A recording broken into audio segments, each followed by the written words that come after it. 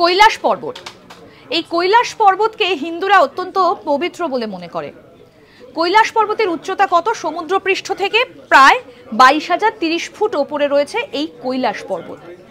কৈলাস পর্বতের ওপরে কি রয়েছে?